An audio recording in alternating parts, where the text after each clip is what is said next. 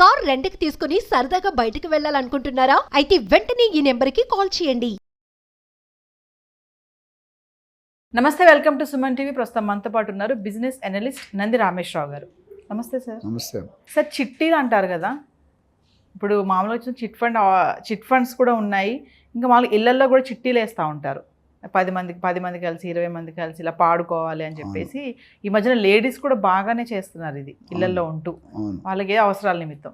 అసలు చిట్టీలు అనేవి ఎంతవరకు కరెక్ట్ అంటారు? దానివల్ల నష్టాలు ఎంత, లాభాలు ఎంత అంటే ఒక్కసారి ఈరోజు మనం దాని గురించి మాట్లాడుకుందాం సార్. చిట్టీలు అనేది అదొక ఫైనాన్స్లో ఒక పర్టికులర్ సబ్జెక్టు.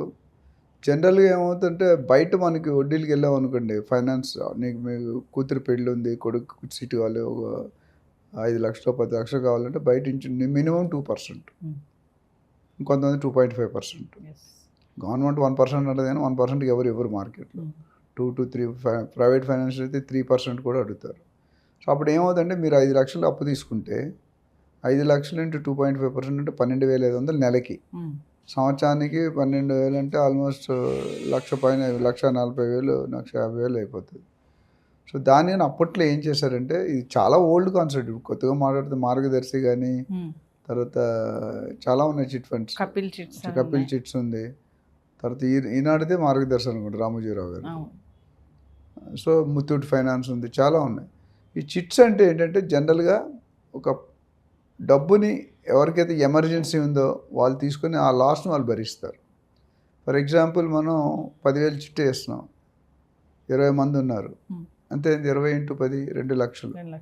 ఇప్పుడు మీకు ఒక అప్పట్లో నేను చెప్తున్న 20-30 years బ్యాక్లో 1,000 రూపాయలు ఉంటే ఎక్కువ శాలరీ. అప్పట్లో ఇంత అంతే 10,000 కట్టడం అనేది చాలా కష్టం. బట్ కొంతమంది కడతారు. 5,000 10,000 ఒక నెలకు 5,000 10,000 కేటాయించారు. 20 మంది ఉన్నారు, 20 మంది × 10 2 లక్షలు. ఇప్పుడు మీకు ఈ 20 మంది అంటే 20 నెలలు ప్రతి నెల కడుతుంటారు. జనరల్గా ఏమంటే చిట్టి స్టార్ట్ అయినప్పుడు తక్కువ ఉంటుంది, 4,000 3,000 ఉంటుంది. కొన్ని ఫ్లెక్సిబుల్ ఉంటాయి, కొన్ని ఫిక్స్డ్ ఉంటాయి. సో రెండు మాట్లాడదాం.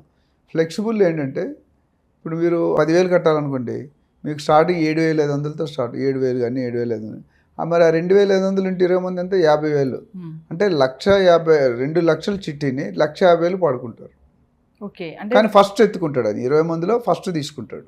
ముందు పాడుకుంటారు కాబట్టి ఆ మిగతా నెలకి డిస్ట్రిబ్యూట్ అయిపోతుంది. కొద్దిగా టర్మ్స్ ఎంత ఎన్ని ఇన్స్టాల్మెంట్ ఉండాలనేది అప్పటికప్పుడు ఫిక్స్ చేసుకుంటారు. ప్రతి దాంట్లో కొద్దిగా తేడా ఉంటుంది. బట్ రూల్ ఏంటంటే 25% 30% లాస్ట్కి పాడతారు. 56 సపోజ్ 60,000 తక్కువ అంటే 1,40,000 వస్తుంది దీనికి. కానీ ఇంక అటువంటి 20 నెలలు ముందు వచ్చేస్తుంది. ఆ నెక్స్ట్ వాడికి ఇంకొద్ది తగ్గుతుంది. ఇప్పుడు వీడు ఏం చేస్తాడు, నెక్స్ట్ ఇన్స్టాల్మెంట్ ఫుల్గానే కట్టాలి ఈయన, ఎవరు చిట్టు కట్టేవాడు, పాడుకున్న అతను. మిగతా వాళ్ళకి ఈ బెనిఫిట్ ఎవరికి ఇస్తారు, మిగతా మెంబర్స్కి వెళ్ళిపోతుంది, డిస్ట్రిబ్యూట్ అవుతుంది. అందుకని 10,000 బదులు 7,000 7,500 7,800 9,000 లాస్ట్కి వచ్చేసరికి 10,000 అవుతుంది.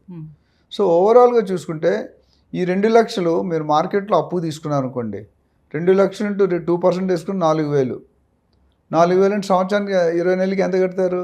ఎవ్రీ మంత్ 4,000, 20 నెలలు అంటే 80,000 ఎక్స్ట్రా కడతారు. 2 లక్షలకి బదులు మీరు 80,000. ఇక్కడ ఆల్రెడీ మీకు 60,000 లాస్, ప్లస్ అక్కడ 80,000. అంటే ఓవరాల్ ఎంత లాస్ అయిందో మీరు చూసుకోవచ్చు. అప్పుడు చాలామంది నష్టం లేకుండా ఉండాలంటే లాస్ట్ వరకు ఉండాలి. 20 నెలలు 19 నెలలు తీసుకుంటే మీకు ఫుల్ మనీ వచ్చేస్తుంది. ఎందుకంటే ఆర్గనైజర్ కూడా ఒక నెల తీసేసుకుంటాడు, వాళ్ళ ఛార్జీలు. ఇప్పుడు ఆర్గనైజర్ ఎవరైతే చేస్తారో ఆయనకు కూడా బెనిఫిట్ ఉండాలి కదా. సో ఈ విధంగా చూసుకుంటే ఓవరాల్గా మనకి టోటల్ ఇయర్ ఎండ్ వాల్యూ చేసుకుంటే 2 లక్షలు అనేది మీరు 20% వేసుకున్నా లేదా 18% 2,40,000 కడతారు. 2 లక్షల జాగాలో 2,40,000 ముందు పాడుకున్న వాళ్ళు. అదే వెనక పాడుకున్నారంటే ఎంత ఉంటుంది. So number of installment number ఏది ఉందా, 2వ ఉందా, 3వ ఉందా, 4వ ఉందా. సో ఇన్స్టాల్మెంట్ పెరుగుతుంటే కింద నెక్స్ట్ వాడికి తక్కువ ఉంటుంది లాభం, అంటే ఎక్కువ నష్టపోడు. ఫస్ట్ తీసుకున్నాడు అందరికంటే ఫస్ట్ తీసుకున్నాడు నష్టపోతాడు ఎక్కువ. లాస్ట్ వరకు ఉంటే మొత్తం వస్తాయి అంటారు కదా సార్. వస్తుంది, అదే చెప్తాను. ఇప్పుడు ఫస్ట్ తీసుకున్నోడికి 60,000, సెకండ్ తీసుకున్నోడికి 55,000, థర్డ్ తీసుకున్నోడికి 50,000, ఫోర్త్ తీసుకున్నోడికి 40,000, అట్లా తగ్గుతూ ఉంటుంది. ఎందుకంటే 20 months బదులు నువ్వు లాస్ట్ 2 months తీసుకుంటే అంత ఉంటుంది కదా. ఏదైతే ఇక్కడ లాస్ట్ అయిందో అందులో 10% 20% కట్టు. ఇప్పుడు ఇక్కడ 60,000 పోయాడు, ఈయనకి 6,000 పోతుంది. సో అది ఫిగర్స్ కావాలంటే మనం కూర్చొని మాట్లాడవచ్చు. మన టైం తక్కువ ఉంది కాబట్టి నేను ఫిగర్స్ ఇవ్వట్లేదు. సో ఇది ఒక పద్ధతి. చిట్టీలు కట్టేటప్పుడు అసలు ఎప్పుడు పాడుకుంటే కరెక్ట్ మంచిది అంటారు సార్? అసలు అంటే స్ట్రైట్ ఆన్సర్ ఏంటంటే లాస్ట్లో ఉంచుకుంటే మంచిది, కానీ దానికి ఒక కాజ్ ఉంది. ఏంటంటే ఆ చిట్టీలు వేసినాడు మంచోడు కాదనుకో, వాడు బోర్డు తిప్పేవచ్చు, వేసేవాడు. చివరి వరకు ఉన్న అతనికి ఒకళ్ళు వేసేవాడు ఈ కరెక్ట్గా బోర్డు లేకపోతే తిప్పేసాడైతే కష్టం. కష్టం. Okay. So he's character, he's background, he's market reputation, he's genuinity, he's fairness, honesty, ఇవి చూసుకోవాలి ఫ్యామిలీ. ప్లస్ డెఫినెట్గా నా సజెషన్ అంటే వాడికి ఓన్ హౌస్ ఉంటేనే మీరు వెళ్ళండి. అద్దీంట్లో ఉన్నట్టు ఎప్పుడైనా బోర్డు తిప్పేస్తాడు. అవును. నీకు చెప్పకుండా రాదు, ఓవర్ నైట్ ఖాళీ చేయాలి. మీకు పట్టుకో, వాడు ఫోన్ నెంబర్ ఉండదు, స్విచ్ ఆఫ్ ఉంటుంది, ఉన్నా ఎక్కడున్నాడో తెలియదు, ఎక్కడో దాక్కుంటాడు. చిట్టీలు వేసే అతనికి ఓన్ హౌస్ ఉండాలి. ఓన్ హౌస్ ఉండదు, అయ్యో ఓన్ బిల్డింగ్ ఉంటేనే మీకు నమ్మకం. రేపు పొద్దుట అక్కడ వెళ్ళిపోవడానికి ఉంటుందిగా ఓన్ బిల్డింగ్ అయితే. అవును. మీరు అడగవచ్చు, ఆ షూరిటీ లేకుండా తీసుకోకూడదు. ఎవరో మా ఇప్పుడు ఎంతోమంది లేడీస్ ఎస్పెషల్లీ, మొన్న కూడా స్కామ్ అయింది, భర్త భార్య కలిపి కొన్ని కోట్లు ఖర్చు పెట్టి కలెక్ట్ చేసి వెళ్ళిపోయారు. నెల రోజుల కింద టీవీలో కూడా వచ్చింది. సో అది చూసుకోరు. చిట్టీలు వేసుకుంటే చాలామంది మోసం అంటే క్రెడెన్షియల్స్ ఆఫ్ దట్ పర్సన్. ఇప్పుడు మనకి బ్యాంక్ సిబిల్ స్కోర్ ఎట్లా అంటున్నారో, ఆయన సిబిల్ స్కోర్ ఎట్లా ఉందో చూడాలి మీరు. కొంతమంది ఎత్తేసే వాళ్ళు లాభం ఎక్కువ ఇస్తారు మీకు, నేను తీసుకొని అంటాడు, ఏవో చేస్తాడు. ఎందుకంటే ఇంటెన్షన్ ఈజ్ వెరీ క్లియర్. మనం మోసం చేయాలని ఇంటెన్షన్ ఉంటే 100 పద్ధతి, చెత్తకోటి దరిద్రాలకు అన్నంత కోటి ఉపాయాలు. దరిద్రం పని చేయాలంటే ఏదైనా అవుతుంది, మన అదృష్టం బాగోపోతే అన్నీ పోతాయి.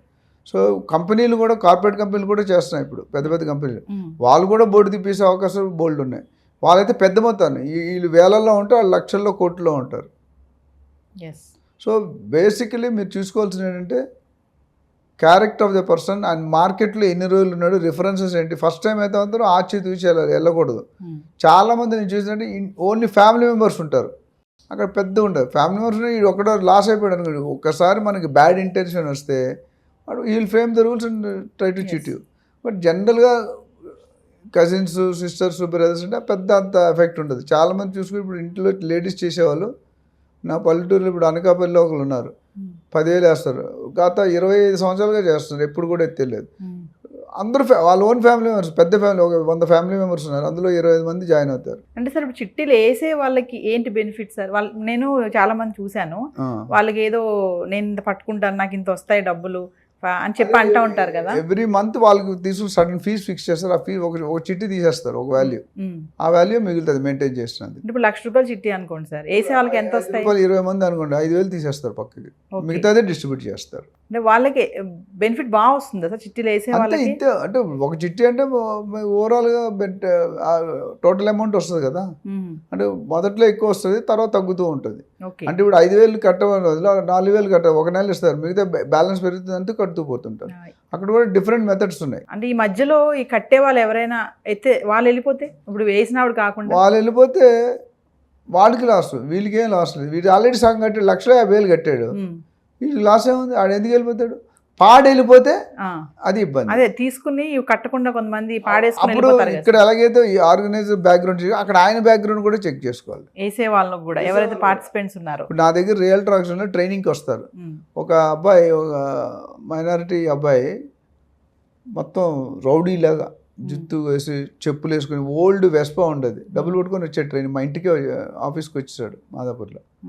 వచ్చి నేను ఫస్ట్ చూసి ఎవరు అడుక్కున్నాడేమో అనుకున్నా. సరే మేము ట్రైనింగ్ వీడియోలు బాగా చూసాను, ప్రతి వీడియో డైలాగ్ తర్వాత చెప్తున్నాడు, కానీ నేను తీసుకోలే.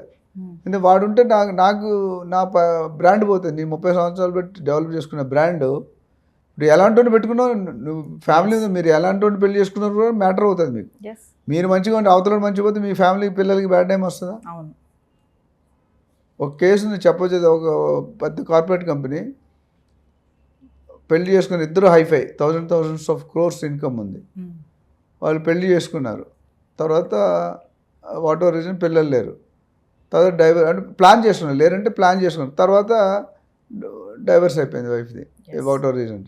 మళ్ళీ పెళ్లి చేసుకున్నట్టే, ఎందుకంటే పెళ్లి చేసుకుంటే ఆయన ఆల్రెడీ జైలుకి వెళ్ళి వచ్చాడు ఒకసారి, అంటే డిఫాల్ట్ అయినందుకు. ఆయన ఏమనంటే ఇప్పుడు నేను పెళ్లి చేసుకుంటే పిల్లలకి, అంటే నా పిల్లలకి నా వల్ల బ్యాడ్ నేమ్ వస్తుంది. ఇప్పుడు మీరు చిట్టీలు తీసుకునేటప్పుడు కూడా చిట్టీలు ఎవరు వేస్తున్నారు, ఎవరికన్నా రెండూ ఈక్వల్లీ ఇంపార్టెంట్. ఇప్పుడు అటు 7 తరాలు ఇటు 7 తరాలు, వీళ్ళిద్దరు కూడా అదే చెక్ చేయాలి. మీరు తీసుకునేటప్పుడు అలాంటి తీసుకోకూడదు, మీ గ్రిప్ ఉండాలి. ఇప్పుడు కొంతమంది కావాలనే కట్టరు, కొంతమంది నిజంగా కట్టలేరు. ఏదైనా ముళ్ళు వచ్చి అరిటాకు మీద అరిటాకు వచ్చి ముళ్ళు లాస్ అరిటాక్కే. సో కండక్ట్ చేసేవాడు రెస్పాన్సిబుల్. నువ్వు ఇది తప్పాడు అనుకో, అది ఇవ్వలేదు నేను ఇవ్వనంటే ఒప్పుకోడు కదా. మరి సంపాదించినప్పుడు మనకు చెప్పట్లేగా, మరి పోయినప్పుడు కూడా రెస్పాన్సిబిలిటీ తీసుకోవాలి. సో ఏదైనా ఎంత మంచి ఉంటుందో అంత చెడు కూడా ఉంటుంది. How do we balance, how do we select, what criteria. డబ్బులు ఇచ్చి కట్టడం వల్ల కట్టకండి. ఇప్పుడు కొంతమంది దిగుతారు, ఫ్లాట్లో దిగుతారు, ఆ గందరగోళం చేస్తారు 2 నెలలు 3 నెలలు. వాళ్ళిద్దరు వైఫ్ అండ్ హస్బెండ్ ఉంటారు, లేకపోతే ఫ్యామిలీ ఉంటుంది, ఏదో ఉంటుంది, ఇంటెన్షన్ ఫ్రెండ్స్ మోసం చేసి ఆ ఫ్లాట్ ఎవరికి ఫ్లాట్ కాల్ చేసి మీకు ఏం తెలుస్తుంది. తర్వాత పోలీసు సీసీ కెమెరా ఇవన్నీ చేసి అది పెద్ద సబ్జెక్ట్ కదా. రాకపోవచ్చు, మీరు రికవరీ చేయొచ్చు, చేయకపోవచ్చు. ఎంత కొన్ని పోలీసులకు అందనం కూడా ఉన్నాయి. పోలీస్ డిపార్ట్మెంట్లోనే మోసం జరుగుతుంది. అప్పుడు ఏం చేస్తారు మీరు? ఇంటి దొంగ ఈశ్వరుడు అయినా పట్టుకోలేడు. సార్ ఇప్పుడు మామూలుగా చిట్టి వ్యాపారానికి వడ్డీ వ్యాపారానికి తేడా ఏంటి సార్? వడ్డీ వ్యాపారం అనేది జస్ట్ ప్యూర్ ఇంట్రెస్ట్. వాటి తగ్గడం. మీరు 1,00,000 రూపాయలు తీసుకుంటే 3% అంటే 3,000 కట్టాలి. కట్టకపోతే కబ్జా చేస్తాడు మీ ఇల్లు, లేకపోతే మీ సామాన్లు ఎత్తేస్తాడు, గొడవ చేస్తాడు, కేసు వేస్తాడు. కోర్టులోకి వెళ్తే 2 కేసులు ఎక్కువ నడుస్తున్నాయి. చెక్ బౌన్స్, డైవర్స్, ఈ 2 ఎక్కువ అవుతున్నాయి. మార్కెట్లో చూసుకుంటే కోర్టులో అడగండి, చాలామంది లాయర్స్తో మాట్లాడుతున్నారు. సగం కోర్టు ఇంట్లో నాకు డైవర్స్. పెళ్లి చేసుకున్న 6 నెలలకే 1 ఇయర్కే వాట్ ఎవర్ రీజన్స్. కరోనా వచ్చాక మరి ఎక్కువైపోయింది. అట్లనే చెక్కులు తీసుకొని ఎగ్గొట్టే వాళ్ళు ఎక్కువ మంది ఉన్నారు. అందుకని చెక్కులో కూడా రూల్స్ బాగా అంటే ఇంపోజ్ చేస్తున్నారు. లాస్ కూడా అంతకుముందు ఇప్పుడు చెక్కులో హ్యాండ్ రైటింగ్ వన్నా కలర్ వన్నా ఒప్పుకోడు. అంతకుముందు డేట్ లేకుండా తీసుకు ఇప్పుడు అలా పనిచేయదు. సో కొన్ని రూల్స్ పెట్టి ఎంత పెట్టినా చేసేవాళ్ళు చేస్తారు, అది వేరే సంగతి. సార్ ఫైనల్గా ఒక విషయం చెప్పండి. యాజ్ యువర్ బిజినెస్ అనలిస్ట్ ఎంత ఎక్స్పీరియన్స్ ఉంది మీకు? చిట్టీలు వేయడం అసలు వేయడమే కానీ కట్టడం కానీ ఎంతవరకు కరెక్ట్ అంటే మంచిదా కాదా అంటే ఏం చెప్తారు? As long it's going well, the organiser and the participants, if they are having good character, good commitment, it definitely good. But ఈ రెండిట్లో ఏది లోపం ఉన్నా లాస్ కూడా అలానే ఉంటుంది. లాస్ కూడా అంతే ఉంటుంది. Thank you. Thank you.